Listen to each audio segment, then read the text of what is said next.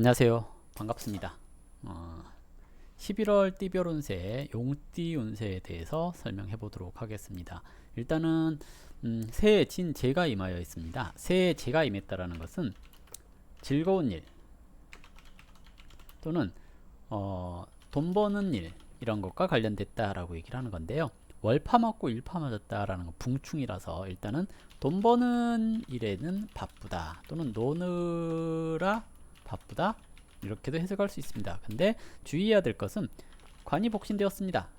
관이라고 하는 것은 잠복된 질병, 숨어있는 걱정거리 이렇게 얘기를 하거든요. 그래서 혹시 갚아야 할 빚이 있는가 또는 공과금, 벌금 이런 걸 내야 될 일이 생길 수 있는가 이걸 조심하라는 얘기인데요. 특히 형이 동하여 형이 형으로 진신되었다. 이게 이제 형이라고 하는 것은 경쟁자, 돈 나갈 일 이렇게 얘기를 하거든요. 그래서 11월달 용띠는 금전관리에 신경을 좀 써야 되지 않을까 하는 생각을 해볼 수가 있을 것 같습니다. 구분해서 이제 설명을 하자면 애정운 일단 남자의 애정운 제 관이 복신되어 있으니 내가 좋아하는 사람이 애인이 있다. 이렇게 얘기를 해볼 수가 있겠는데요. 애정운이 안 좋겠죠. 삼각관계 이런 거 조심해야 될 것 같고 관이 형이동에 있는 형태잖아요.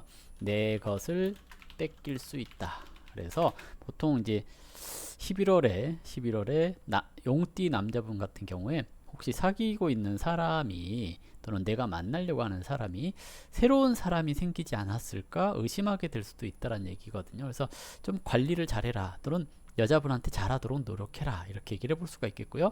여자의 애정은 제 관이 복신되어 있는데 내가 좋아하는 사람은 이미 짝이 있다 이렇게도 해석을 해볼 수가 있거든요. 그래서 제 관에 문제가 생겼으니 용띠 남자든 여자든 애정운에 있어서 상대방을 조금 의심할 일이 발생할 수 있을 것 같습니다.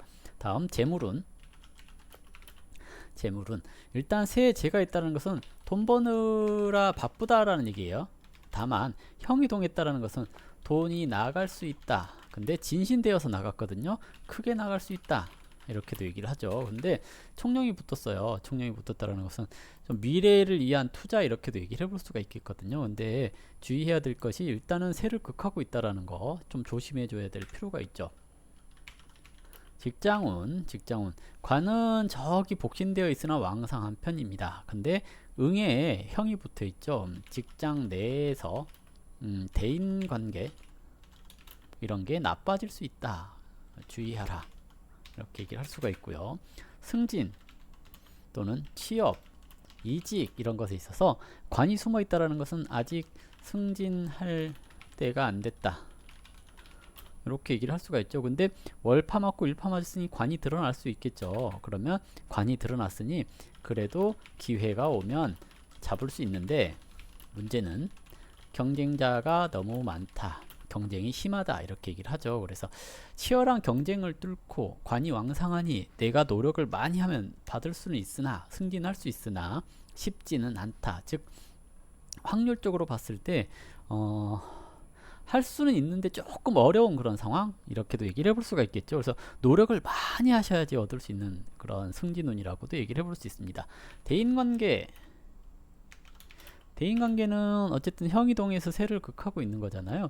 이런 경우에 대인관계가 조금 어렵다, 좋지 않다 이렇게 해석할 수가 있고요. 그리고 출행도 마찬가지로 나가면 돈 쓴다, 건강 주의해라 이렇게 얘기를 합니다. 그리고 건강운도 그게 이제 재성이라고 하는 것은 몸의 상태를 말을 하거든요. 근데 형이동에서 새를 극하고 있잖아요. 그러면 건강에 주의가 많이 필요하다라는 거예요. 이게 아까 이제 노느라 바쁘다 그랬잖아요. 노느라 바쁘다, 돈 버느라 바쁘다 그랬잖아요. 그 바쁘느라 건강에 신경을 안 써가지고 돈을 벌었는데 약값이 더 든다 이런 말들이 있죠. 그렇게 될 가능성이 있으니 조심하셔야 됩니다. 자녀운은 화가 이렇게 묘고에 있어서 답답할 수 있으나 형이동하여 손을 생하니 자녀가 심리적으로 위축될 수 있으나 그래도 귀인의 도움이 있다. 그래서 잘 나갈 거다, 괜찮을 거다, 이렇게 얘기를 하겠고요. 시험은 부요가 어딨나요? 공망이네요. 즉 의미 없는 공부 또는 의미 없는 노력, 이렇게도 얘기를 해볼 수가 있거든요. 그러면 자신이 어떤 공부를 하고 있는지, 어떤 목적을 가지고 공부를 하는지, 이것을 잘 생각을 해보시고 그리고 열심히 공부를 하셔야 되지 않을까라고 생각됩니다. 일단 나이별로 이제 풀이를 해보자면 2000년생 초요에 부가 동하여 제로 화였습니다. 부는 공부인데요. 재성으로 화였으니까 공부가 잘 안된다. 현무가 붙었거든요. 공부보다 놀기 쉽다, 이렇게 얘기를 하는 거고요. 20년생이 몇 학년이죠? 2000년생이 22살인가 벌써?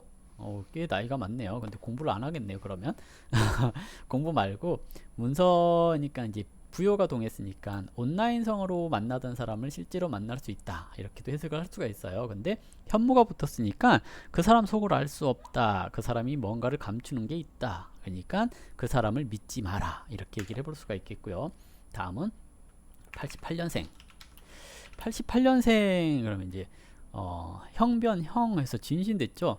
돈 쓸 일이 있다, 사람 만날 일이 있다. 사람 만나는 거는 괜찮아요. 왜냐면 청룡 붙었기 때문에 괜찮은 사람이다. 다만 지금 당장 돈이 안 된다, 금전적인 손실이 있을 수 있다, 이렇게 얘기를 볼 수 있고요. 76년생 같은 경우 이제 제가 동하여 부요로 화였죠. 돈이 문서에 묶인다, 이렇게 얘기를 합니다. 그래서 혹시 그런 거 있죠.